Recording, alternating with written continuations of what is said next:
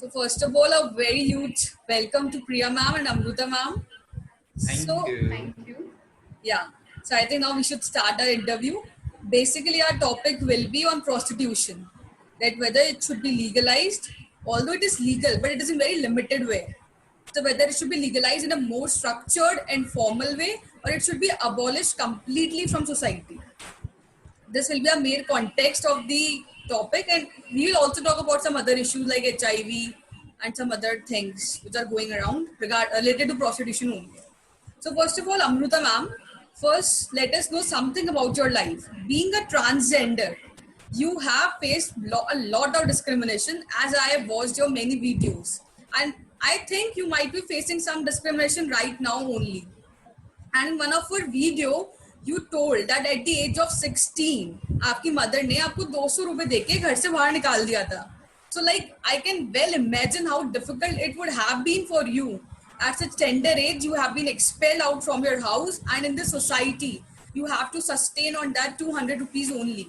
तो कैसे आपने उस वक्त उस एज में सरवाइव किया और फिर एट सच टेंडर एज आप प्रोस्टिट्यूशन में भी एंटर हुए, तो मतलब वो क्या एक्सपीरियंस था, कैसे आपने सोसाइटी को फेस किया और आपने क्या क्या उस वक्त बियर किया, तो थोड़ा वो बताइए हमें.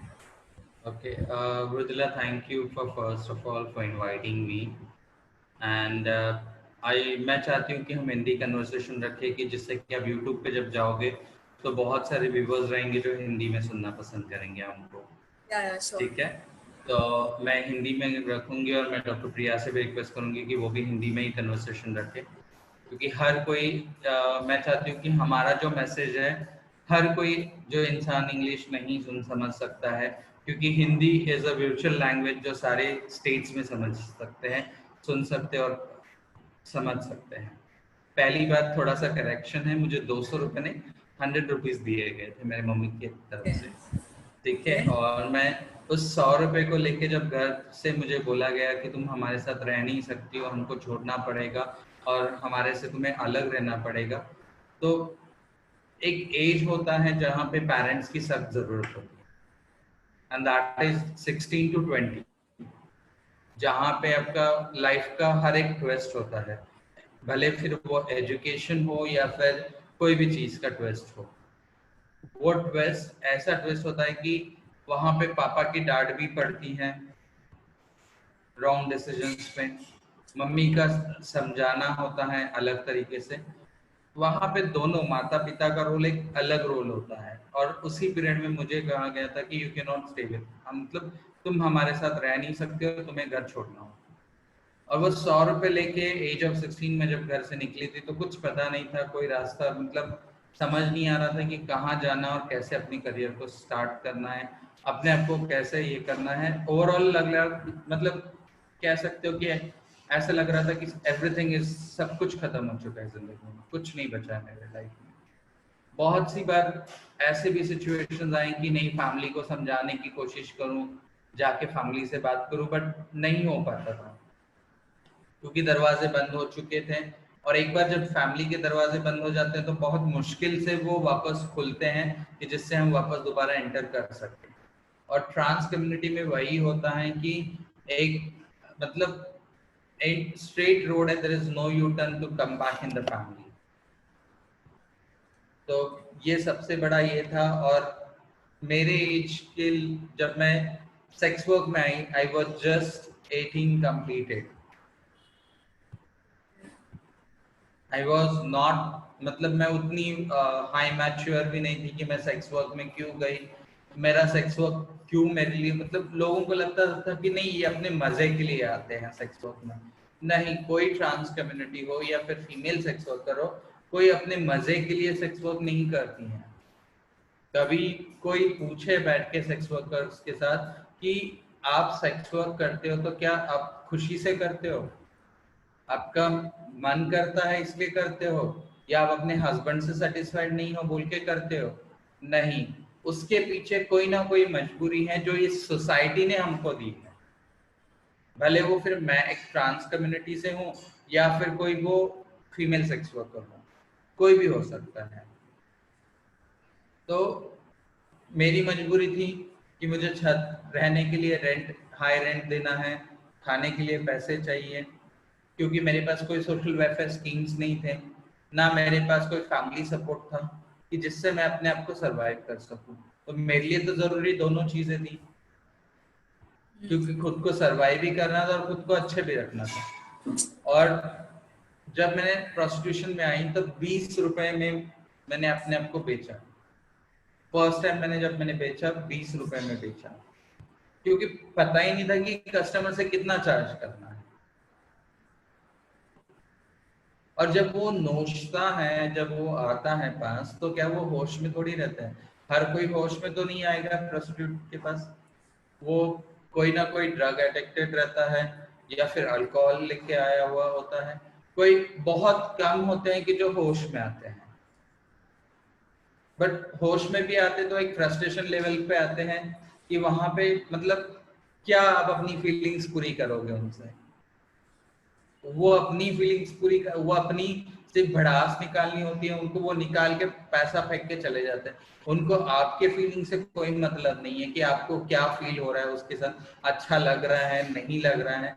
और मेरा फर्स्ट कस्टमर आज भी मुझे याद है, ही वाज एज ऑफ 60, बुजुर्ग थे, एक पापा के एज के थे। मेरे को ये भी फील हो रहा था कि मैं किसके साथ सो रही हूँ। बट ये जो पेट की भूख होती है ना मृदुला, बहुत गंदी होती है।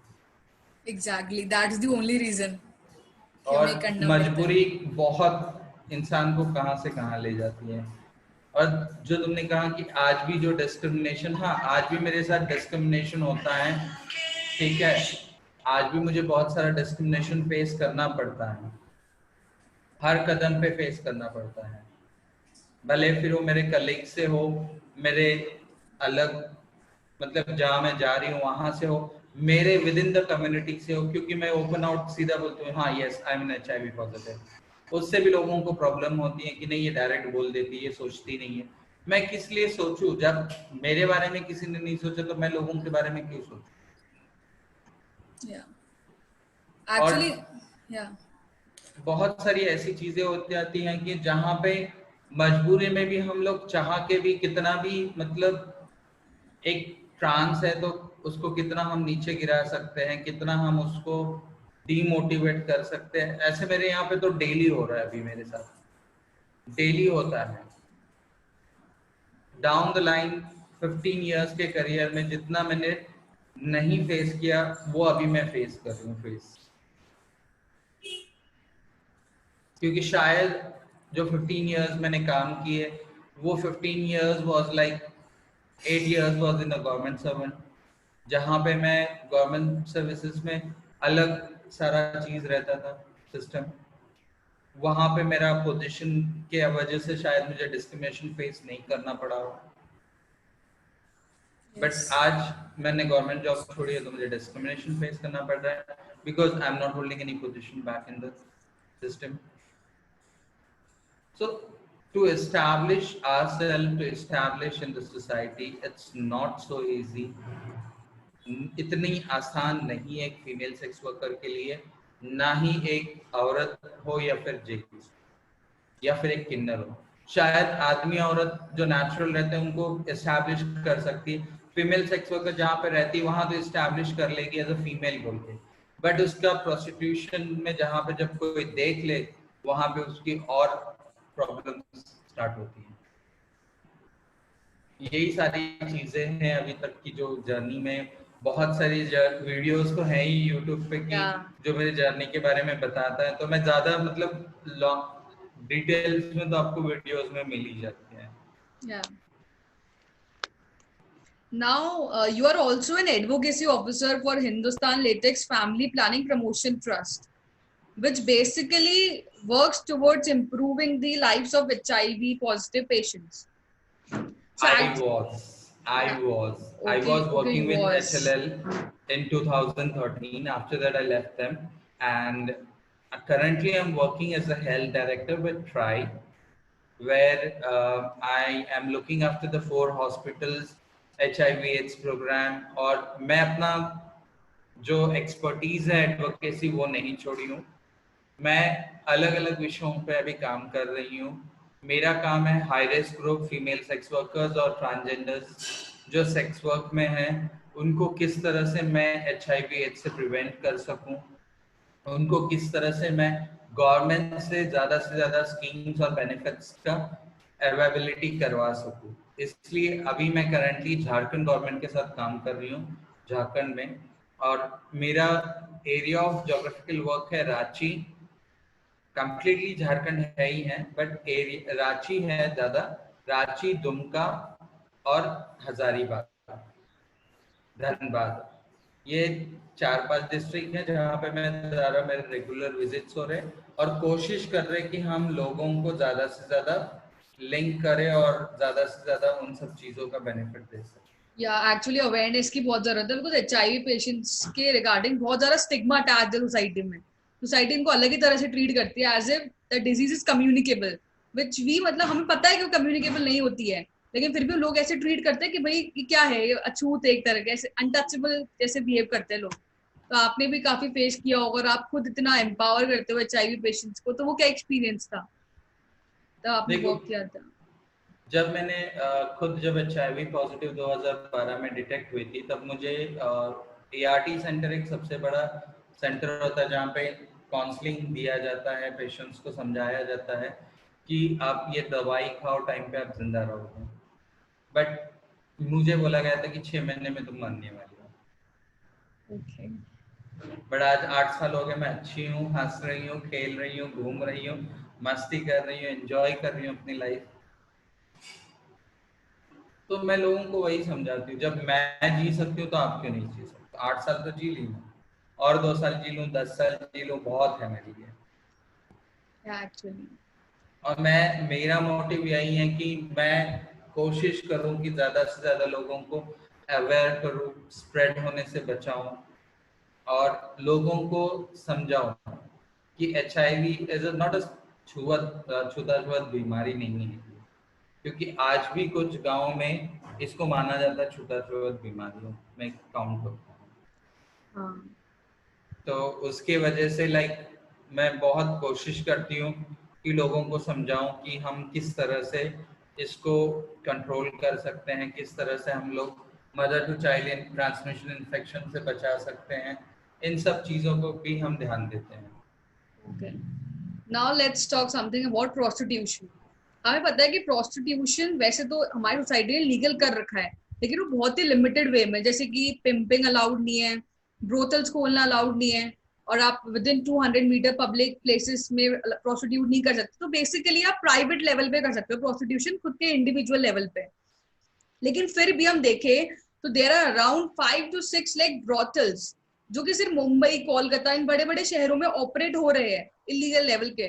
तो आपको क्या लगता है कि ये ऑपरेट तो हो ही रहे वैसे भी, तो हमें प्रोस्टिट्यूशन के जो लॉज है वो और ज्यादा इंक्लूसिव बना देनी चाहिए, जिससे कि ज्यादा से ज्यादा लोग कवर हो पाए, या फिर इसको कम्प्लीटली अबॉलिश करना चाहिए सोसाइटी से, क्योंकि लॉस का तो बहुत ही लिमिटेड इफेक्ट आ रहा है देखा जाए तो।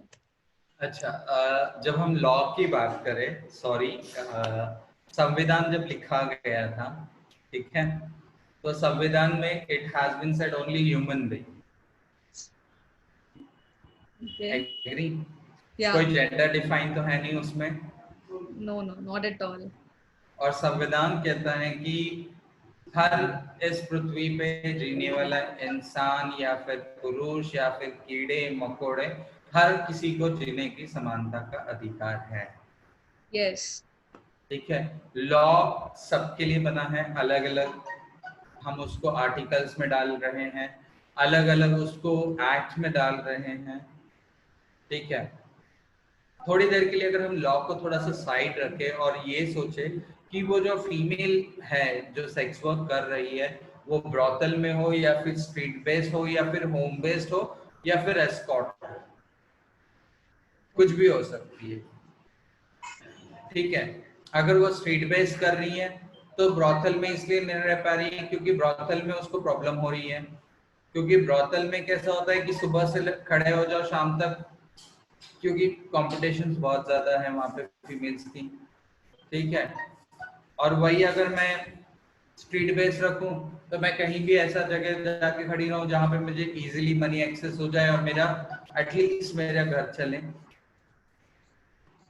ठीक, फिर आप कहते हो कि यहाँ नहीं होना चाहिए, लाइक होम बेस है, जो घर के वजह से मजबूरी में घर में बैठ के कर रही है सेक्स वर्क, वो भी तो मजबूर है, उसका भी तो कोई मजबूरी हो सकता है, वो ऐसे ही तो नहीं कर रही हैं, तो वो उसके भी कुछ रिस्ट्रिक्शंस है, एरिया रिस्ट्रिक्शंस, उस एरियाज में वो अटकी पड़ी है। ठीक है, तो आप अगर रेस्ट्रिक्शंस दे रहे हो कि मार्केट से 200 मीटर दूरी पे करो, ये करो, वो करो, आज मार्केट में जो रेप हो रहा है, मार्केट से लड़कियां उठाई जाती है, औरतें उठाई जाती हैं, उसके लिए कोई रूल्स क्यों नहीं बनाया जाता है? या एग्जैक्टली, उसके लिए क्यों एक्ट नहीं बनता है? अगर मैं सेक्स वर्कर हूँ और मैं अगर किसी मार्केट में जा रही हूँ, उस एरिया में सबको पता है कि she is an sex worker, और आदमी के भेष में तो भेड़ी घूम रहा है। आई एम सॉरी टू से ये बात स्टेटमेंट देने के लिए, बट आदमी के भेष में भेड़िया तो घूम रहे हैं, हर नहीं है but there are few people. या मैनी एक्चुअली, नॉट फ्यू। ठीक है, मैं मैनी वर्ड यूज करूंगी तो लोगों को बुरा लगेगा कि अमृता मैनी यूज कर रही है। तो मैं जब मार्केट जा रही हूँ, लोगों को अगर पता है कि मैं एक सेक्स वर्कर हूँ, और आप कहते हो कि 200 मीटर दूरी से आप जहाँ पे जनरल पब्लिक मार्केट एरिया से दूर रहना है, तो वो खाएगी क्या? वो सिर्फ मार्केट में शॉपिंग करने भी गई तो तब भी आप उसके ऊपर उंगली रखोगे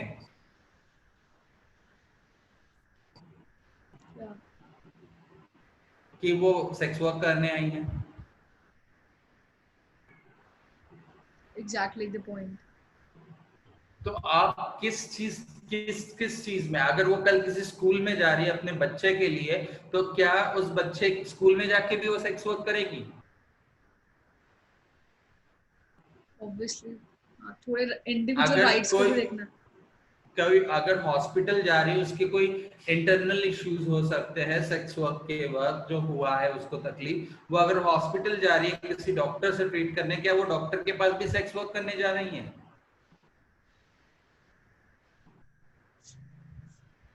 तो कौन सी चीज में कहां कहां रिस्ट्रिक्शंस आप दोगे कि 200 मीटर्स में आप दूर रखोगे उनको? और क्यों दूर रहे? वो ह्यूमन बीइंग नहीं है क्या? उसका फीलिंग्स नहीं है, उसका लाइफ नहीं है, उसकी जिंदगी, उसके बच्चे नहीं है। और बच्चे भी तो कौन देते हैं? आप ही लोग दे के चले जाते हैं, जो एक्सेप्ट नहीं करना चाहते उन बच्चों को। बट वो जन्म देके उसको पाल रही है, अरे वो तुम्हारे खून को पाल के, भले वो 10 के साथ सो रही है, पर 10 के साथ सो के आप ही के खून को पाल तो रही है वो।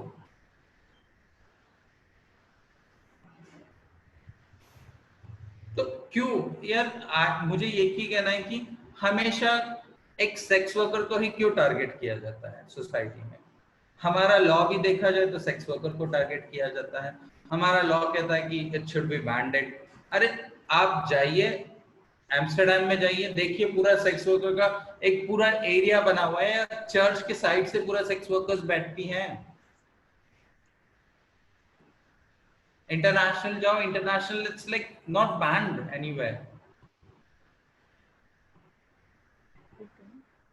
Then why this? हम जब वेस्टर्न कल्चर यूज करना जानते हैं, then why not western something to be carry forward in India, some good things? There are many good things which we need to get it to India. But एक बात ये भी है कि prostitution में ज्यादातर वो लोग आते हैं जो या तो बहुत गरीब होते हैं या फिर वो सोशली बैकवर्ड होते हैं। तो दैट मीन्स कोई अपने मन से या फिर कोई इच्छा से नहीं कर रहा है।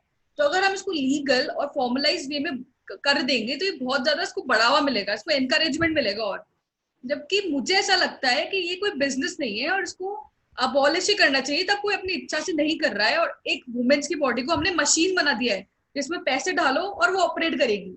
बट एग्जैक्टली ये चीज नहीं है। आजकल हमारी वर्किंग कंडीशन इतनी इम्प्रूव हो रही है, हमें वर्किंग प्रॉपर वर्किंग एनवायरनमेंट मिल रहा है वुमेन्स को काम करने के लिए फॉर्मल स्ट्रक्चर में। तो इंस्टेड और हम प्रोस्टिट्यूशन को प्रमोट करें, क्यों ना इसके लिए फाइट करें कि अबॉलिश ही कर दिया जाए सोसाइटी से। अगर आप बोलो आपने बोला अभी कि वेस्टर्न कल्चर में फॉलो होता है, लेकिन वेस्टर्न कल्चर में अगर कुछ चीज फॉलो हो रही है इसका मतलब ये नहीं है ना कि हम भी उसको ले लें। प्रोस्टिट्यूशन हमारे इंडियन कल्चर में भी होता था पहले, तब ट्रेडिशन था, पर उसका एक रीजन था कि उस वक्त ज्यादातर वुमेन्स घर पर रहती थी और उनके पास वर्किंग एनवायरनमेंट इतने अच्छे नहीं थे, और वुमेन्स बहुत ज्यादा होती थी और मेल कम होते थे, because males were more engage in fighting in wars, तो उनकी डेथ रेट ज्यादा थी और वुमेन से कम थी।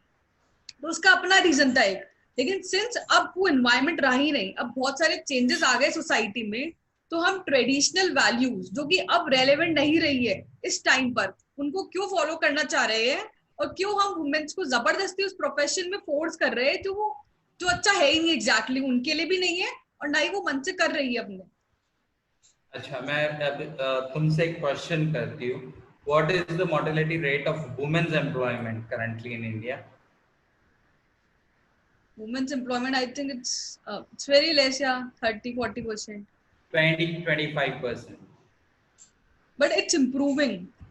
इट्स इम्प्रूविंग ना, ठीक है।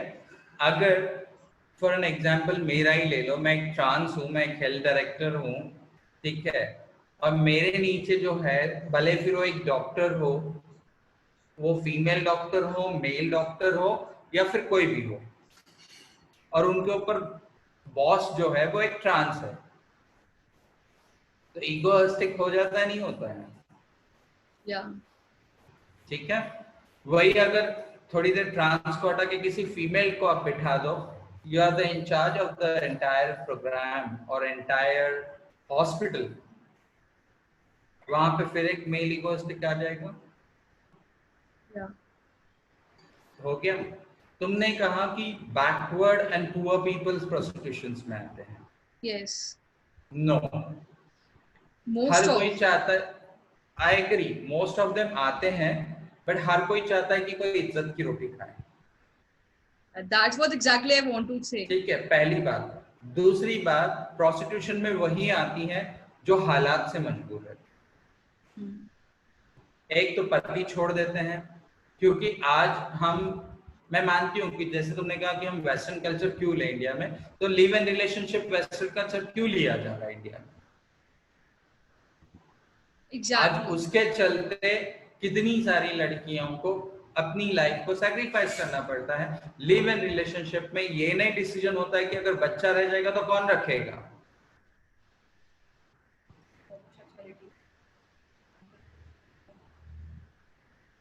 उस वक्त तो आप हाथ पल्ला झाड़ के आदमी चला जाता है, ना वो घर की रहती है ना बाहर की रहती है। और मैं प्रोस्टिट्यूशन में ऐसे ऐसी लेडीज बता सकती हूँ जो मैं, जिनसे मैं मिली हूँ, बहुत हाई प्रोफाइल फैमिली से थे,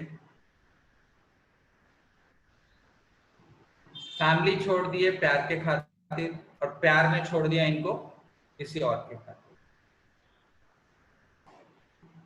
तो हम लाइक एक कैटेगरी सेट नहीं कर सकते कि इसमें बैकवर्ड है या पुअर है। इसमें बहुत अच्छे अच्छे घर से भी लेडीज आती हैं, बहुत लाइक कम एज में जो लड़कियों के ऊपर रेप होता है, ठीक है, उन लड़कियों का रिहैबिलिटेशन सेंटर में डाला जाता है। क्या रिहैबिलिटेशन सेंटर्स को आज कोई मॉनिटर करता है कि उनके ऊपर दोबारा शोषण नहीं हो?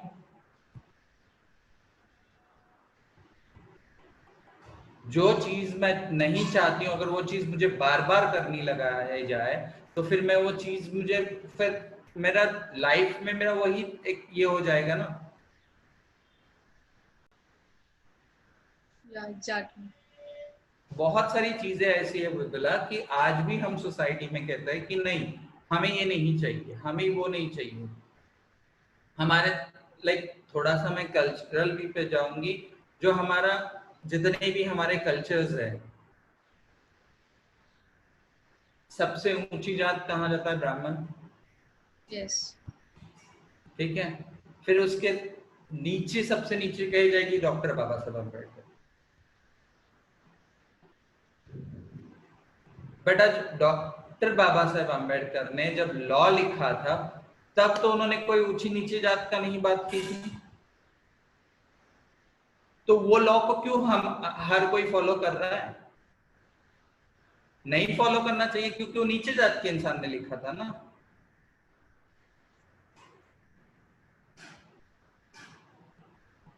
ये जो बैकवर्ड पुअर का लोगों को जो हम कैटेगरीवाइज करते हैं, ये पहले हमको स्टॉप करना होगा बिल्कुल, क्योंकि प्रोस्टिट्यूशन में आने वाली जो फीमेल होती है या फिर ट्रांस कम्युनिटी होती है या फिर मेल होते हैं जो प्रोस्टिट्यूशन में आते हैं, आज मेल प्रोस्टिट्यूशन भी होता है, उनको क्यों कोई बैन नहीं कर सकता? पर फीमेल प्रोस्टिट्यूशन को आप बैन करने के लिए सब आगे आ नहीं, जाएंगे। क्योंकि ज्यादा फीमेल का ही होता है, मतलब मेल प्रोस्टिट्यूशन भी ज्यादा है। आई थिंक जितना प्रोस्टिट्यूशन होता है उसमें 60% अराउंड वुमेन्स और ट्रांस पीपल ही एंटर होता है उसमें। मैडम 40% मेल का है ना आपका, यस। तो पहले 40% को बैन कीजिए, फिर 60 पे देखते हैं हम लोग। क्या आप 40% बैन कर पाओगी? एक्चुअली बैन करना तो 60% ही बहुत मुश्किल है, क्योंकि वो अबॉलिश करना प्रोस्टिट्यूशन को is not an easy 60 task. Huge amount ना, 60 huge amount, 40 is a less amount ना, तो 40 तो इजीली बैन कर सकते हो। करो पहले आदमियों को बैन, जो आज बड़े बड़े घर की वुमेन्स है, जो डबल रोटी सेकना, लाइक लैंग्वेजेस भी है, डबल रोटी खानी है, सिंगल रोटी खानी है, कितना पैसा लो। अरे मैं जब सुनती हूँ ना, जब मेल प्रोस्टिट्यूशन के साथ हम लोग बैठते हैं, मीटिंग्स होती, तो हम लोग हंसते हैं, अरे मैडम आपको क्या बताए, डबल रोटी की आज अपॉइंटमेंट थी, बारात की वजह से हम कैंसिल करके यहाँ बैठे हैं, इतना पैसा मिलने वाला है। डबल रोटी का एक अच्छे घर की औरत बुला रही है, तो वो भी तो प्रोस्टिट्यूट हो गई।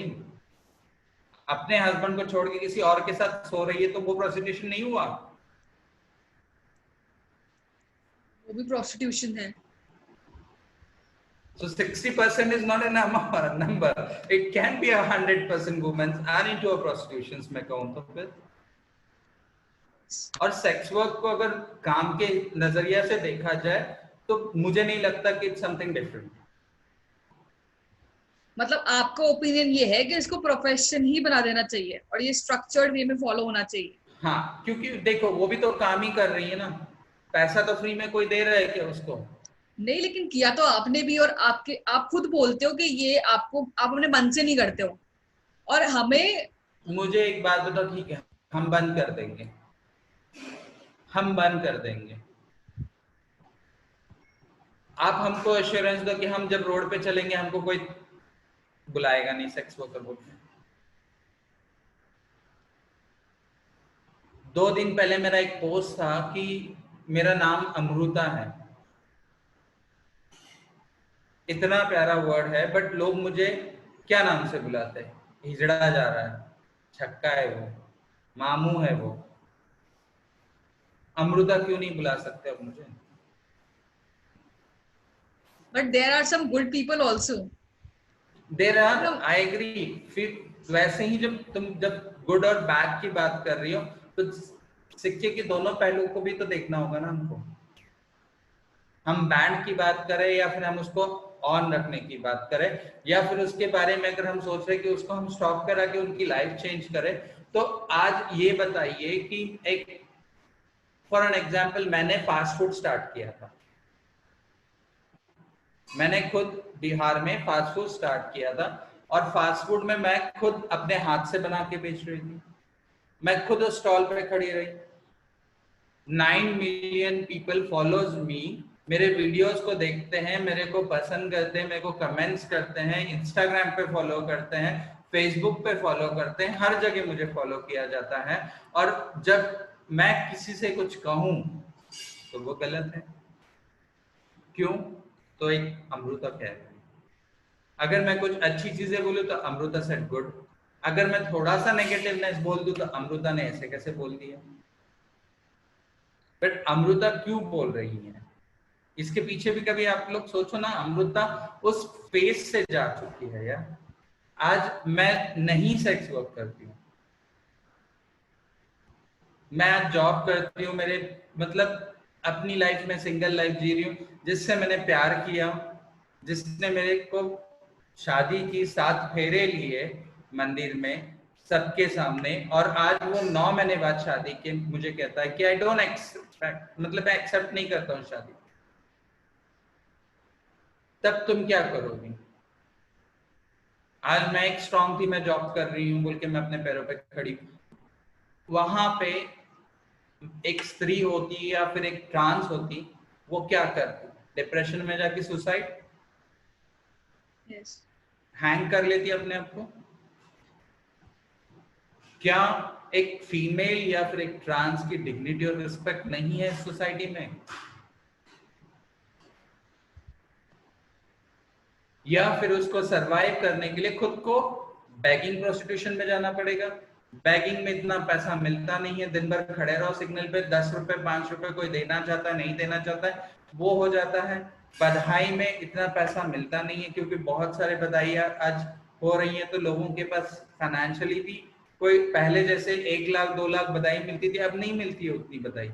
अभी तो 500 रुपए बधाई मिलने के लिए भी इतना हंगामा करना पड़ता है, तब जाके 1100 रुपए की बधाई मिलती है। तो बचा क्या? सेक्स वर्क की तो बचा, मैं 10 क्लाइंट करूंगी 100 से, तो 1000 रुपए तो लेके आऊंगी, उसमें से 500 में अपना घर का खर्चा निकाल दूंगी, 500 एटलीस्ट सेव तो कर लूं, क्योंकि मैं बीमार पड़ूंगी, मुझे कुछ होगा तो मेरे को कोई देगा थोड़ी ला के। तो बहुत सारी चीजें हैं मृदुला कि आज भी हम लोग सोचते हैं कि नहीं ये चीज ऐसी नहीं, ये चीज ऐसी होनी चाहिए, ये चीज वैसी होनी चाहिए। नहीं यार, लेट्स अंडरस्टैंड द पॉइंट। उनको हम कहेंगे कि स्टॉप करो तो वो बंद करेगी, बट उनकी लाइफ्स कैसे चलेंगी? लेकिन एक और इसका पहलू देखें तो ये भी है कि ज्यादातर जो प्रोस्टिट्यूट में एंटर हुई है, वो पहले ऐसा था कि पहले वर्क एनवायरनमेंट में आपके साथ बहुत ज्यादा सेक्सुअल हरासमेंट होता है, और वो अभी भी होता है, हालांकि अभी काफी कम हो रहा है धीरे धीरे। तो वो सोचती है तो हमें सेक्स करना ही पड़ रहा है, हमें अपनी बॉडी बेचनी पड़ रही है, तो क्यों ना हम इसको फुल टाइम प्रोफेशन बना ले ताकि हमें पैसे भी मिले। लेकिन तब अभी चीजें चेंज हो रही है, चीजें बदल रही है धीरे धीरे, कि हमें बहुत ऑटोनॉमी मिल रही है अपने वर्क प्लेस पे, हमें एम्पावरमेंट मिल रहा है, हमें प्रमोशंस मिल रहे हैं। तो आपको क्या लगता है कि क्या गवर्नमेंट को कुछ ऐसी स्टेप्स लेनी चाहिए कि हम जो ऑलरेडी प्रोस्टिट्यूशन में एंटर हो रखी है, वुमेन्स, ट्रांसजेंडर्स या मेल्स जो भी है, उनको गवर्नमेंट एडुकेट करे, या फिर क्या गवर्नमेंट और क्या अवेयरनेस फैलाए, या फिर एडुकेशन के अलावा कुछ और इनिशिएटिव भी लेने चाहिए जिससे वो लोग कुछ और काम भी ट्राई कर सके जो वो करना चाहती है, ना कि वो जबरदस्ती अपने आप को घसीटे इस चीज में। क्योंकि क्योंकि हम सिर्फ एक बॉडी नहीं है, we are more than our body, we have intelligence, and we just can't let our body go into drain just to want देखो, टू। अब कुछ चीजें अगर मैं देखूं कि हमने अभी तक सिर्फ फीमेल सेक्स वर्कर्स को नेगेटिवनेस में ही देखा था, ठीक है, बट फीमेल सेक्स वर्कर्स बहुत बार बड़े से बड़े गैंगस्टर्स को भी पकड़ने के लिए काम आई हैं। फॉर एग्जाम्पल, बहुत सारे गैंगस्टर्स पकड़े गए हैं क्योंकि वो फीमेल सेक्स वर्कर्स के अड्डे पे जाते थे बॉम्बे में। ठीक है, गवर्नमेंट ने अपना काम तो कर लिया, पकड़ लिया, सब कुछ अपना निपट लिया, बट क्या वो फीमेल सेक्स वर्कर को सेफ्टी है? बिल्कुल नहीं। उसके लिए तो रोज और जान की धोखा पड़ गया। ठीक है, क्योंकि बहुत से टाइम हम लोग भी चाहते हैं कि फीमेल सेक्स वर्कर हो या फिर ट्रांस सेक्स वर्कर हो, हम लोग भी चाहते हैं कि हम गवर्नमेंट के साथ काम करें। हमें आप झाड़ू पोछा का काम दीजिए ना, हम खुशी खुशी करने के लिए तैयार हैं।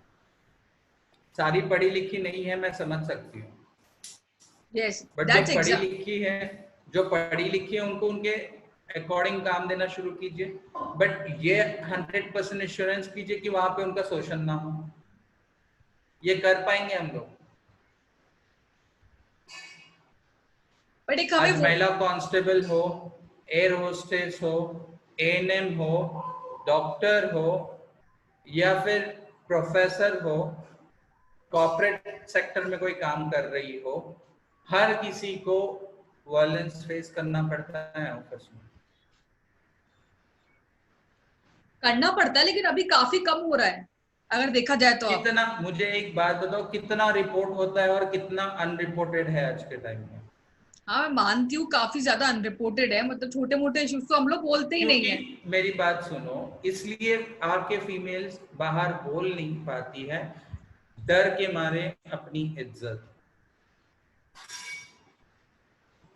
क्योंकि समाज, वो कहते हैं ना कि एक सुहागन जब लाल जोड़ा पहने और लाल सब कुछ पहन के आई तो उसको इज्जत मिलती है,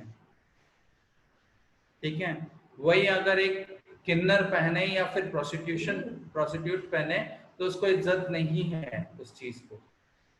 मैं भी आज मांग भरती हूँ, गले में मंगलसूत्र पहनती हूँ, पर मुझे कितनी इज्जत मिलती है उन सब चीजों को देख के।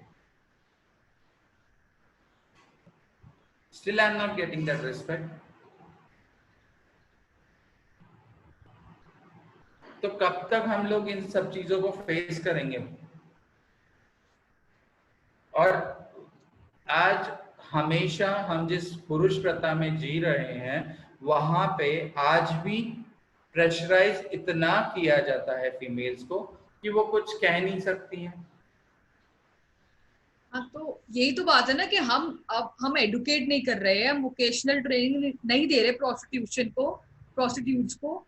तो वो पैसों के कारण, कुछ पैसे कमाने के कारण प्रोस्टिट्यूशन में एंटर हो जाती है, और इसे कहीं ना कहीं हम पेट्रियार्कल सोसाइटी को प्रमोट कर रहे हैं, because men think that through it they can easily get control over women's.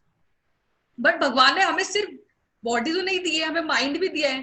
तो इट्स टाइम ना कि जब अब चेंजेस आ रहे हैं तो हम अपने माइंड को ज्यादा अप्लाई करें, सिर्फ अपनी बॉडी को यूज कर करके। क्योंकि प्रोस्टिट्यूशन करके हमारी एक वो भी कम हो जाती है, मोर्टेलिटी रेट हमारी, हमारी एवरेज हो जाती है 40 ईयर्स। उसके बाद कोई ना कोई प्रॉब्लम्स आ जाती है जिसकी वजह से हम प्रोस्टिट्यूशन कर भी नहीं पाते और फिर जल्दी मर भी जाते हैं। तो फिर फायदा क्या हुआ इसका? अच्छा, अब मेरा एक क्वेश्चन है आपसे। इस कोविड-19 पैंडेमिक में कितने आज फीमेल्स हैं जो घर में हैं, अपने हस्बैंड्स के साथ हैं, ठीक है? Are they happy? If I will talk, most of them they are not, because हमें बचपन से हमें सिखाया ये गया है कि बीइंग अ मेल आप रसोई में काम नहीं करोगे, आप घर के काम नहीं करोगे, आप दिन भर बैठे रहोगे। तो वो कुछ ऐसी चीजें हमें सिखाई जाती है जिसकी वजह से वुमेन्स को बहुत ज्यादा फेस करना पड़ रहा है। लेकिन जो आजकल की जनरेशन आ रही है वो थोड़ी बदल रही है। अभी देखोगे आप लोगों को, so they are not like that, they are not the same. They are doing the household work, they are doing everything. अब हमारे मम्मी पापा देखेंगे, हम दादा दादी देखेंगे और हमें खुद को देखेंगे, तो या there is lot of change. और हम अगर गवर्नमेंट से कहें बिना कि इसको बैन करवाइए या फिर इसको प्रॉपर सिस्टम में लाया जाए, तो हमारे सिस्टम में ही कुछ भुक्कड़ बैठे हुए हैं जो पहले नोचते हैं। वो तो है ही, प्रॉब्लम्स तो हर जगह आएगी, लेकिन उसका मतलब ये नहीं है ना कि हम कुछ औरतों को बलि का बकरा बना दे। सिंस तो हम ठीक है, हेल्पलेस हम है। लोग सारी चीजों को बंद कर सकते हैं, हम रोक भी लगवा देंगे बिल्कुल। बट कब तक रोक लगाओगी आप? फिर कम 3 महीने की बच्ची, 2 महीने की बच्ची जो रेप हो रही है उसका क्या करोगे? वही तो है ना कि हमें अपने लॉस थोड़े और स्ट्रिंजेंट करने होंगे ताकि पनिशमेंट, हार्श आपका पनिशमेंट कानून मिले। बिकता है मैडम, आपका कानून अंधा है, कानून बिकता है। कानून बिकता है, मैं समझती हूँ इस बात को, लेकिन सिंस हमारी सोसाइटी हेल्पलेस है, हम खुद इनकेपेबल है as an country, as an citizen of country. तो इसका मतलब ये नहीं है ना कि हम अपनी कुछ औरतों को कुछ जानवरों की नीड सेटिस्फाई करने के लिए बेच दिया जाए। वो क्यों सफर कर रही है? सिंस हम हेल्पलेस है, हम इनकेपेबल है, हम चेंजेस नहीं ला पा रहे हैं, तो हम क्यों उनको बलि का बकरा बना के बेच रहे हैं? क्यों वो इतना सफर कर रही है? इससे हमारा काफी यूथ भी लॉस हो रहा है। हमारा वुमेन स्ट्रक्चर्ड एम्प्लॉयमेंट में नहीं आ पा रही है, उनको एजुकेशन नहीं मिल पा रही proper.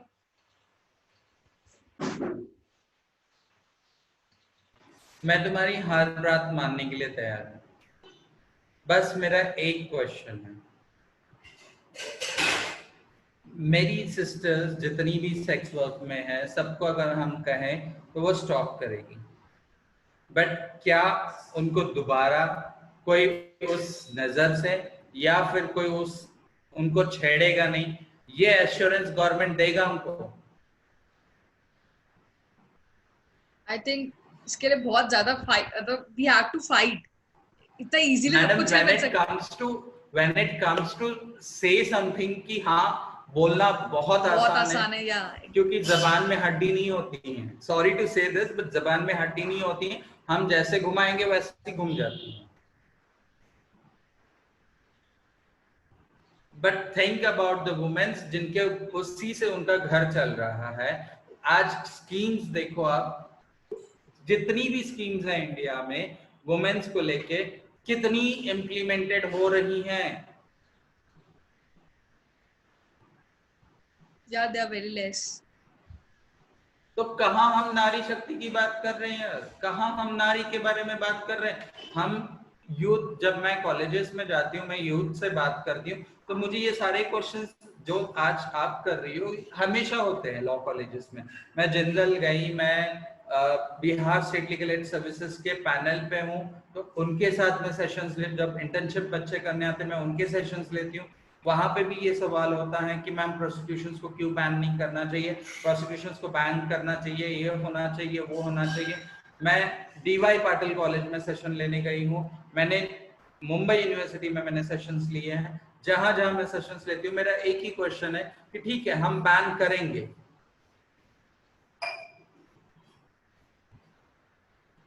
But how long I am going to ban this. अब बैन करने के बाद उनके घर का चूल्हा कैसे चलेगा? Do you have plans for them? तो एक्चुअली मेरा यही तो क्वेश्चन है ना, कि हमें पता है कि मैं यही तो बोल रही हूँ कि सिंस वी आर इनकेपेबल, हम इसको अबॉलिश नहीं कर पा रहे हैं।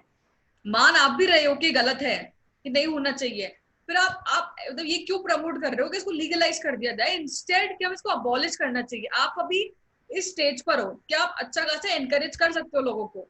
आप देखो इतने लीगलाइजेशन इसलिए मांग रही है ना, हम लोग लीगलाइजेशन इसलिए मांग रहे हैं गवर्नमेंट से कि यार एटलीस्ट हम लोगों को रोज जो मार मिलता है पुलिस से, जो आके हमको इतनी तकलीफ होती है, जो मेरे बहनों को पुलिस लोग, मेरे पे खुद पे, मेरे खुद के ऊपर सेक्स वर्क करते वक्त 6 पुलिस वाले मुझे मार रहे थे, 6 लोगों के डंडे टूटे हुए हैं शरीर पे। मेरी हालत क्या हुई होगी ये सोचो, 6 डंडे लकड़ी के टूटे हैं मेरे शरीर पे। तो आप क्यों चाह रही है जो आपने फेस किया है वो और लोगों को भी फेस करना तो पड़े? हम नहीं चाह रहे ना, हम तो इसलिए चाह रहे ना कि अगर लीगलाइजेशन रहेगा, कोई मांगने पूछना आएगा, ए बाबू मेरे पास ये है, मैं मेरे को सरकार ने परमिट किया, मैं काम कर रही हूँ। बट इससे ये प्रोफेशन एनकरेज भी तो होगा। और मैडम आप किस किस चीज को एनकरेजिंग के लिए रोकोगे? आप बिंग एज ए यूथ बुरा मत मानिए, आपके कॉलेज में भी बहुत सारी लड़कियों के एक्सटर्नल अफेयर्स हो सकते हैं, एक्सटर्नल रिलेशनशिप हो सकते हैं, उन चीजों को क्या करोगे आप? वो तो हाँ, do you have answer for them? आप उसको भी बैन करवाइए फिर। एग्जैक्टली दैट्स कम्प्लीटली रॉन्ग, क्योंकि ये चीज तो जब वो रॉन्ग है तो ये भी रॉन्ग है। आई एग्री ये रॉन्ग है, मैं मोटिवेट करूं, मैं मूव करूं, मैं इस मूवमेंट को आगे ले जाऊं कि नहीं हम इसको बैन करेंगे, हम इसको ये करेंगे, सारी चीजें मंजूर है, हम बैन करेंगे, सब कुछ करेंगे, बट उनका घर कैसे चलेगा, उनका फैमिली कैसे चलेगी, उनकी उनको रिस्पेक्ट और डिग्निटी क्या गवर्नमेंट हमको देगी? 100% गारंटी है? मैं कोई वही तो आगे आके बात करना नहीं चाहता है इस टॉपिक पे। हाँ तो वही तो ना। कोविड 19 में उनके घर में एक चूल्हा जला या नहीं जला, ये आप लोगों को किसी ने पूछा जाके? जो आदमी वीक में एक बार जाता था वहां पे सेक्स वर्क करने, क्या उसने सोचा कि मैं इसके पास वीक में एक बार नहीं जा रहा हूं तो मैं इसको पेटीएम करूं? क्या उस आदमी ने पेटीएम किया पैसा कि वो अपना घर चलाए?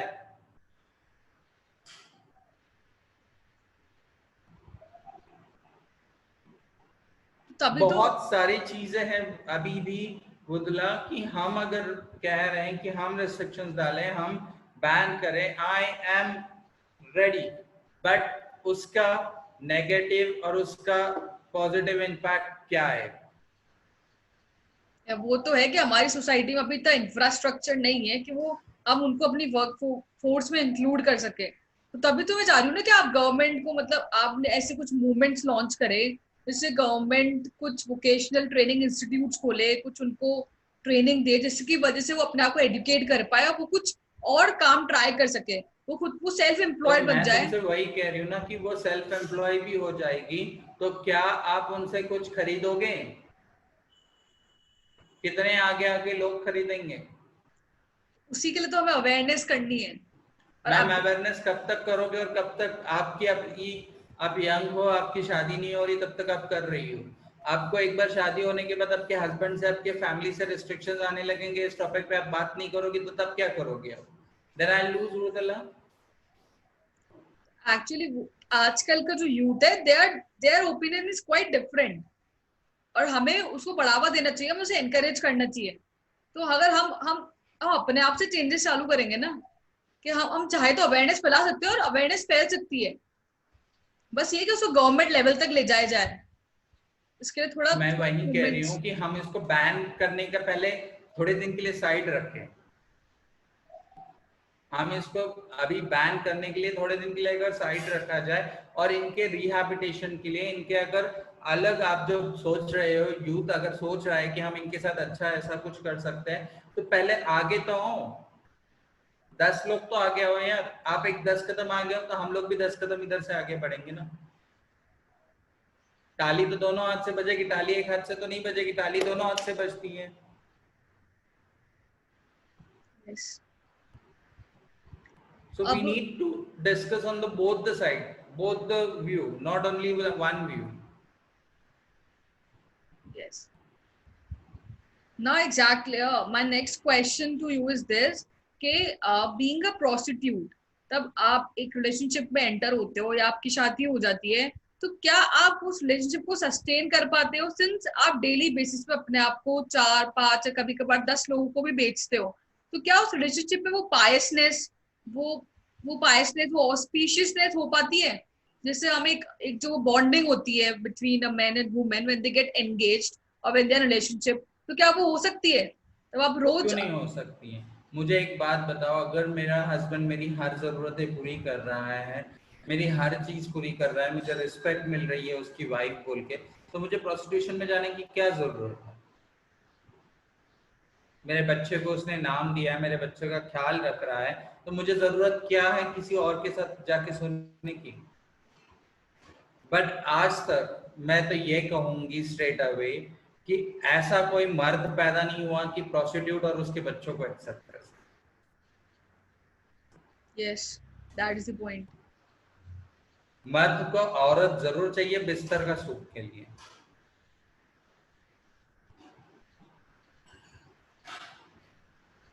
क्योंकि पैसा सब कुछ नहीं होता है विजय। पैसा तो हम भी कमाते हैं मार्केट में। डिग्निटी की बात भी होती है। डिग्निटी है, फीलिंग्स है, रिस्पेक्ट है, ये कहाँ है? ये तो आप ऐसे टिश्यू पेपर के लिए यूज किए और फेंक दिए, यही होता है। नहीं, लेकिन आपने भी तो रिस्पेक्ट कमाई है ना, जस्ट लाइक दैट, कि हमें भी थोड़ा बोल्ड होना पड़ेगा। मैडम मैंने रिस्पेक्ट कमाई है, बट कितने परसेंट मुझे रिस्पेक्ट मिलती है आज? आई थिंक अभी आप जिस पोजीशन पे हो, वो बहुत से लोग काफी डिग्निटी के साथ और रिस्पेक्ट के साथ देखते हैं। वो मैंने किया, बट आज भी आदमी की देखने की नजर और आदमी का छूना मुझे नहीं समझ में आता होगा क्या?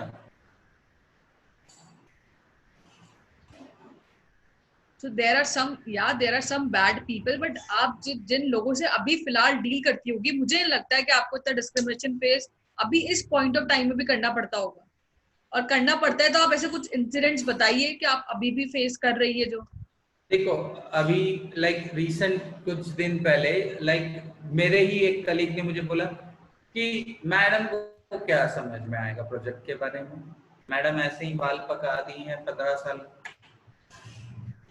और वो मेरे पास नहीं, किसी एक्स पर्सन के पास जो मेरे साथ काम करता है, मेरे कलीग है, उसको बता रहा है, विच हर्ट्स लॉट। यस, अरे उनको क्या समझ में आता है? वो क्या है आपको पता नहीं है क्या? इसका मीनिंग क्या है? एक तरफ आप कहते हो कि आप मेरी सिस्टर हो, और एक तरफ आप मेरे पे कीचड़ उछाड़ते हो। या दिस इज हिपोक्रेसी। तो आप मुझे सिस्टर मत बोलिए ना, मुझे हिजरा बुलाइए, मुझे बहुत पसंद है वो वर्ड। हिजरा का मीनिंग अगर देखोगे अरबिक में बहुत अच्छा दिया हुआ है हिजरा का मीनिंग। और मैं अपने कम्युनिटी पे प्राउड फील करती हूँ कि हम जो जबान से रिश्ता बोलते हैं वो आखिरी दम तक उसी रिश्ते में निभते हैं, हम उस रिश्ते को बदलते नहीं हैं। भाई बोला है तो आखिरी सांस तक उसे भाई ही बोलेंगे।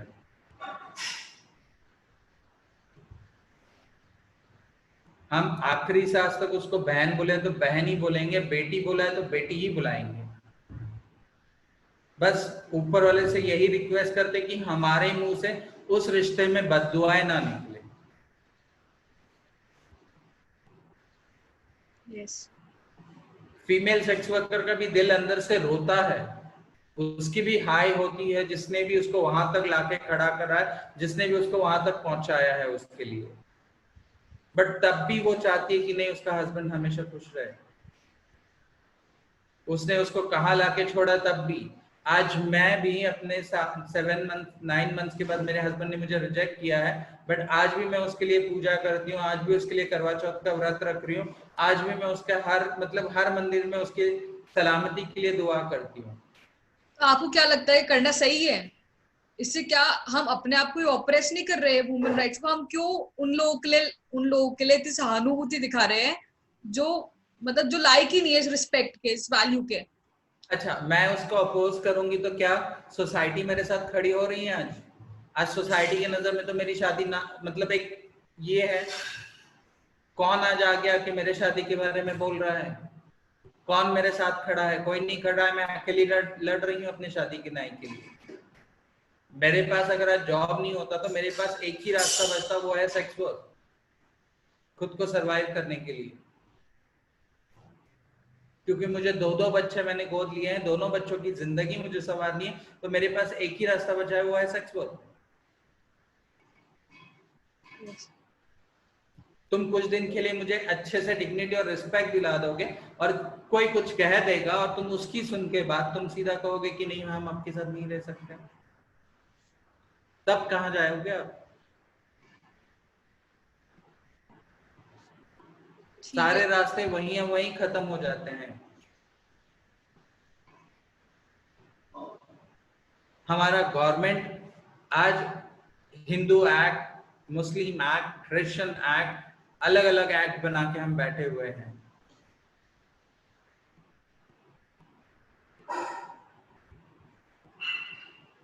पर कितने एक्ट हमने आज तक पढ़े हैं? और वही तो मैं तो ये मानती हूँ, भगवत गीता में भी ये लिखा है कि सेक्स और लस्ट की बहुत बड़ा डिस्ट्रैक्शन होता है इंडिविजुअल के लाइफ में। भगवत गीता ये कहती है कि हमने एक बार हम किसी के साथ रिलेशनशिप में आ गए, हमने शादी कर ली या फिर हम रिलेशनशिप में है, तो हमें बाकी सारी जो औरतें हैं वो हमारी माँ के समान होती है। और अगर हम ज्यादा सेक्स में इंडल्ज हो रहे हैं, दैट मीन्स हम में और जानवर में कोई फर्क ही नहीं रहा। फिर हम क्यों एज एन ह्यूमन बीइंग हमने बर्थ लिया है? फिर तो जानवर के पास भी बॉडी है, हमारे पास भी बॉडी है, फिर हमें फर्क क्या रहा? हमें एक दिमाग ही तो है जिससे एक दिमाग ही तो है जो एक इंडिविजुअल, एक ह्यूमन बीइंग को जानवरों से अलग बनाता है। तो उसमें भी अगर हम ये सेक्स और डिस्ट्रैक्शन में जाएंगे, सेक्स हो गया, लिकर हो गया, ड्रग्स हो गए, तो फिर क्या फर्क रहा? हम इससे अपनी स्पिरिचुअलिटी, हमारा इंडिविजुअलिज्म खो रहे हैं एक तरह से। और फिर दूसरी बात, आज जो मेरी सेक्स वर्कर्स बहनें हैं वो ड्रग्स लेती है। क्यों ड्रग्स लेती है? वो अल्कोहल लेती हैं। क्यों अल्कोहल लेती हैं? कोई पूछता है उनसे बैठ के? कोई नहीं पूछता है।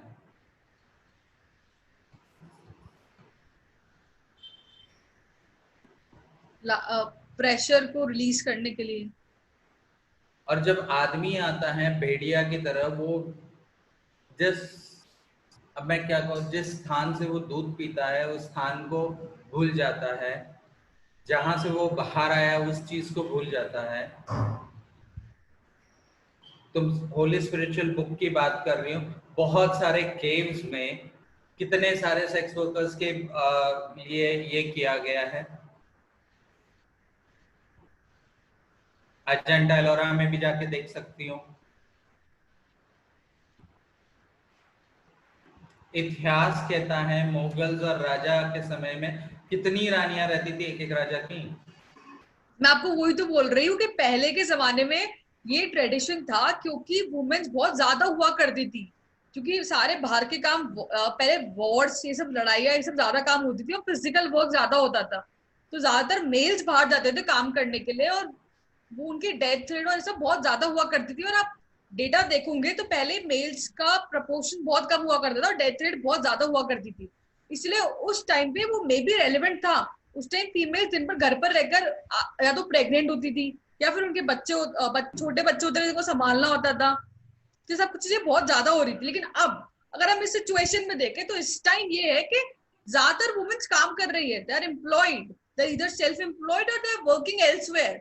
सो हम क्यों उन ट्रेडिशन को फॉलो कर रहे हैं जो इस टाइम पे रेलेवेंट नहीं है, हम क्यों उन चीजों को वापस ला रहे हैं इस समय में, मेरा क्वेश्चन ये है आपसे।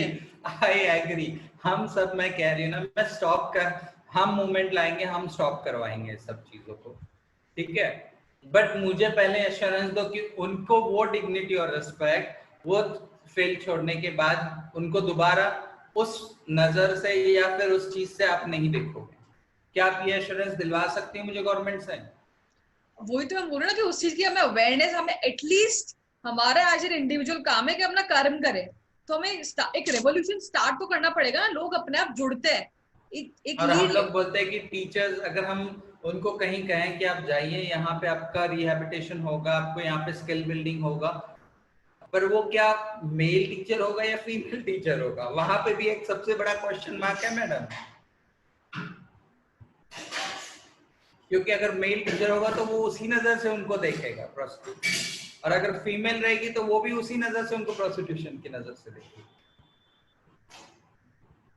अब तभी तो एक वो होता है ना कि आजकल अभी स्कूल में इसलिए सेक्स एजुकेशन देना बहुत जरूरी हो गया है, क्योंकि लोग, ताकि लोग मेल फीमेल ट्रांसजेंडर तीनों के बारे में इक्वली समझ पाए। अब जैसे हमारे साथ प्रिया मैम बैठी है, तो अभी रिसेंटली एनईपी 2020 आया, after I think after several decades finally हमारी एजुकेशन पॉलिसी में कुछ चेंजेस आए हैं, लेकिन उसमें भी हमने कुछ सेक्स एजुकेशन की कुछ बात नहीं की है, क्योंकि सेक्स एजुकेशन को ज्यादातर लोग ये समझते हैं कि बस एक सेक्स करना सिखा रहे हैं, तो गवर्नमेंट सोचती है ये कुछ सिखाने की चीज नहीं है सेक्स करना, it's not an thing to be taught of to the students. But हमें हमें पता है कि sex education is not just about the sex, it includes many many many things. तो प्रिया मैम आप थोड़ा बताइए कि सेक्स एजुकेशन में हम टीचर्स को कैसे अवेयर करें और उसमें क्या क्या इंक्लूड होता है, सेक्स एजुकेशन में क्या क्या चीजें सिखाई जाए बच्चों को। Well, thank you so much, Mridula, for inviting me at this platform. जहाँ तक हम सेक्स एजुकेशन की बात करते हैं, तो जब एक स्टूडेंट 9th में या 8th में जब होता है तो हमारे पहले एडोलेसेंस की क्लास चलते थे। एक गवर्नमेंट स्कीम थी सारे स्कूल्स में जिसमें हमें एडोलेसेंस के बारे में बताया जाता था कि हम कैसे पढ़ रहे हैं, हमें क्या अपने जो हमारे साथ पढ़ रहे होते हैं, जैसे हम जब को एजुकेशन में होते हैं तो हमें हमारे साथ पढ़ रहे होते लोगों के साथ कैसे बिहेव करना है, कैसे रहना है, हम जो हमारे अंदर की डेवलपमेंट है हम उसको किस तरह से फेस करेंगे वो बताया जाता था। तो उस टाइम जब हमारे एडोलेसेंस की क्लास चलते थे तो हमें अवेयरनेस दी जाती थी कि हमारी जो जैसे जब प्यूबर्टी है, हमारे मेंसेस है, फीमेल गर्ल्स को ये दिया जाता था, मेल्स की क्लासेस में हम नहीं जाते थे। तो आई थिंक स्कूल से ही हमें अगर ये बताया जाएगा ना कि सेक्स चीज़ें कैसी है, हम अवेयरनेस कैसे करेंगे। देखो हर कोई ये जानता है कि करना क्या है, ठीक है, लेकिन कैसे करना, एक प्रॉपर वे भी होता है ना। आज क्यों ब्रूटली किसी का रेप होता है, लोग बोलते हैं ना ब्रूटली रेप है, बहुत डिस्टॉर्टेड है, क्यों है वो? उन्हें तो ये चीज बताया गया था ना कि हाँ कैसे किया जाता है, बट उनके साथ ये प्रॉब्लम्स क्यों है?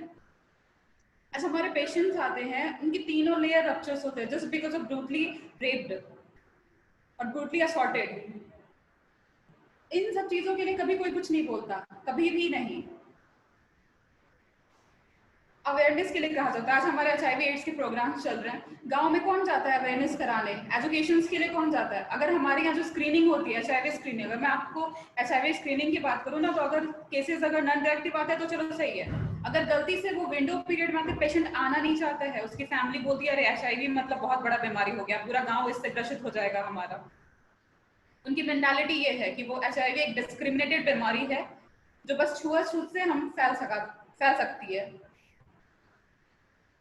तो ये एजुकेशन, और सबसे बड़ी बात जो है हेल्थ सोसाइटी की अगर मैं करूँ तो यहाँ पे अवेयरनेस तो खैर बहुत कम है। मैं अगर मानूं तो जो बहुत ज़्यादा हमारा इंटरनल पार्ट्स है उसमें अवेयरनेस नाम की तो कोई चीज़ ही नहीं है। उससे ज़्यादा मिथ फैला हुआ है, HIV को लेके मिथ है, STIs को लेके मिथ है। उन सब लोगों उन सब टॉपिक्स पे तो कोई बात ही नहीं करना चाहता है कभी भी। What is mean by STI पूरा बता दें। ओके या तो सब जैसे अभी हमारा डिस्कशन हो रहा था प्रोस्टिट्यूट पे, हमने मैटरनल मोटिलिटी रेट के लिए किया, चाइल्ड मोटिलिटी रेट के लिए बहुत सारे स्कीम्स किए कि उसको मतलब डिक्रीज किया जाए, बिकॉज एट अ टाइम की वो बहुत ज़्यादा इंक्रीज थे। क्यों थे? क्योंकि हॉस्पिटलाइजेशन डिलीवरीज नहीं होती थी, उस टाइम नहीं होती थी ना। लेकिन उसके लिए गवर्नमेंट ने स्कीम किया कि चलो ठीक है, जच्चा बच्चा योजना, ये करना है वो करना है, हम हॉस्पिटल में डिलीवरी कराएंगे तो हमें 1000 रुपये मिलेंगे, 2000 मिलेंगे। तो इससे क्या होता था ना कि लोग आते थे हॉस्पिटल में डिलीवरी कराने कि हमारी फैसिलिटीज भी अवेल हो जाएगी और हमें पैसे भी मिलेंगे। लेकिन ये जो प्रॉब्लम्स है एजुकेशन से रिलेटेड या किसी, इससे तो कभी भी कोई भी बेनिफिट प्रोग्राम्स आज तक आए ही नहीं जो गवर्नमेंट लिया जाए, जो आजकल हमारी सोसाइटी को मिले, अवेल हो सके। I don't think so.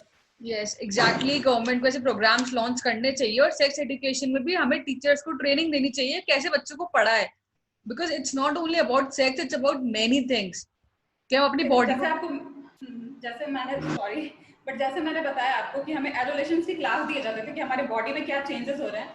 तो एट अ टाइम की जब हमारे स्टूडेंट्स 9th और 10th में जा रहे हैं तो उनको ये भी तो क्लास देना चाहिए ना कि हमारे जो आज स्कूल्स में ही जो होते हैं, स्कूल्स में भी नहीं होते हैं क्या रेप्स? हमारा बैचमेट जिससे हम अगर मान लो कि कभी भी किसी भी तरह का रिवेंज लेना हो तो चलो ठीक है, एसिड अटैक कर दिया, रेप कर दिया, ये कर दिया। Yes, ये स्कूल yes. से भी तो ये सारी चीजें हो रही है ना। वो जो 14 साल का लड़का, 16 साल का लड़का अगर रेप कर रहा है तो वो कहाँ से कर रहा है? वो कहीं बाहर तो पढ़ने नहीं गया, कॉलेज तो नहीं गया, स्कूल से ही निकला ना। तो अगर इनिशियलाइजेशन चाहिए ना तो स्कूल से चाहिए। आप स्टार्ट करो ना तो वहां से स्टार्ट करो जहाँ से स्टूडेंट्स निकल रहे हैं, जहाँ से वो बढ़ रहे हैं। अगर स्टार्टिंग से आप मेंटालिटी उनकी स्टिक रहेगी ना फीमेल्स को लेके, अपने कलीग्स को लेके, तो वो कभी भी इम्प्रूवमेंट नहीं हो पाएगा। कॉलेज लाइफ में जाके वो वही करेंगे और कुछ नहीं। यस प्रिया मैम, बिल्कुल सही कह रहे हो आप। अब अमृता मैम, मैं आपसे एक फाइनल बोलना चाहूंगी, आप एक फाइनल मैसेज दो एक यूथ को, या कि हमें कैसे अपने आप को हैंडल करना चाहिए और हम कैसे इस डिस्क्रिमिनेशन को फाइट करें और कैसे रिवॉल्यूशन स्टार्ट करें, मतलब एक final generalised message for the youth of this generation. First, thank you. It was a very huge discussion जहाँ पे बहुत सारी चीजें शायद मेरी बुरी लगी होगी, उसके लिए सॉरी है, मैं सबसे सॉरी मांगना चाहती हूँ हाथ जोड़ के। बट मैंने फैक्ट बात की है। एजुकेशन की बात करें या फिर किसी चीज की हम बात करें तो हमें एजुकेशन में बदल लाना है। हम कोई भी चीज को बैन करने के पहले उसका होमवर्क करें कि हम अगर इसको बैन करें तो कितनी लाइफ सेक्रीफाइस हो रही है और कितनी लाइफ्स को हम इसमें, इसका नेगेटिव भी क्या है। तो हमको दोनों पॉइंट ऑफ व्यू सोचना है। और मैं यूथ से यही रिक्वेस्ट करूंगी कि आप सेक्स वर्कर के पास जा रहे हो, ठीक है, sex is a need of everyone, हर किसी की नीड है सेक्स, आप जाइए सेक्स कीजिए, बट इस तरह से कीजिए कि सामने वाले को भी उसकी फीलिंग्स को रिस्पेक्ट कीजिए और उसको एक हर्ट मत कीजिए, इतना भी डैमेज मत कीजिए कि वो दोबारा जितना आप दे रहे हो उसके डबल उसको हॉस्पिटल में डालना पड़े। तीसरी बात, जब रिस्पेक्ट की बात आती है तो वुमेन्स इक्वालिटी की बात होती है, वुमेन्स एम्पावरमेंट की बात होती है सरकार की तरफ से।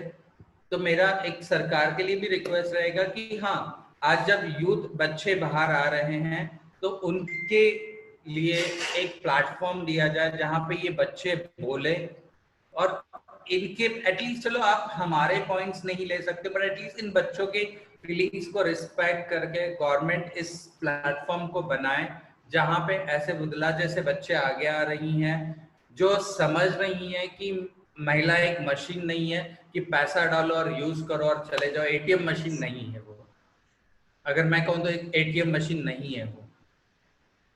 जैसे प्रिया ने कहा कि पहले स्कूल में एजुकेशन सिलेबस था, क्यों वो सिलेबस कोई पढ़ाना नहीं चाहता था, तो हमें तो यार, हम खुल के बोलने के लिए तैयार है। हमें अपॉइंट करो, we are ready to work as a consultant for the government. हम आगे आके काम करेंगे, स्कूल्स में जाके बच्चों से बात करेंगे, हम सेक्स एजुकेशन देने के लिए तैयार है। डॉक्टर्स तैयार है, जो फीमेल डॉक्टर्स है उसको कॉन्डम डेमोन्स्ट्रेशन या फिर पेनिस इंसर्ट हो रहा है उस चीज पे बात करने में उसको कोई शर्म नहीं आएगी, क्योंकि वो सारी चीजें वो पढ़ते आ रही है। अगर टीचर्स को शर्म आ रही है तो एटलीस्ट आप बाहर से एक्सटर्नल टीचर को बुलाइए, पर उस सब्जेक्ट को डिलीट मत कीजिए। और once more thanks Mridula, and it was really a very good session. I hope we get a good feedback